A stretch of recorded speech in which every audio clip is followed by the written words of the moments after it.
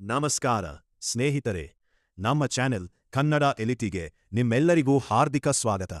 ಇಂದು ನಾವು ವಿಶ್ವದ ಅತ್ಯಂತ ಪ್ರಸಿದ್ಧ ಮತ್ತು ವಿವಾದಾತ್ಮಕ ವಜ್ರದ ರಹಸ್ಯ ಇತಿಹಾಸವನ್ನು ತಿಳಿದುಕೊಳ್ಳೋಣ. ಅದು ಕೊಹಿನೂರ್ ಡೈಮಂಡ್. ಆ ವಜ್ರವು ಭಾರತದಲ್ಲಿನ ಗೋಲ್ಕೊಂಡ ಪ್ರದೇಶದಲ್ಲಿ ಪತ್ತೆಯಾಗಿದೆ ಎಂದು ನಂಬಲಾಗಿದೆ. ಕೊಹಿನೂರ್ ಅಂದರೆ ಬೆಳಕಿನ ಪರ್ವತ ಎಂಬರ್ಥ. ಮೊದಲು ಇದು ಕಾಕತೀಯ ಡೈನಸ್ಟಿ ರಾಜವಂಶದವರ ಬಳಿಯಿತ್ತು. ನಂತರ ಅಲಾವುದ್ದೀನ್ ಖಿಲ್ಜಿ ಸೇರತ್ತೆ ಹಲವಾರು ಆಕ್ರಮಣಕಾರರ ಕೈಗೆ ಸಿಕ್ಕಿತು.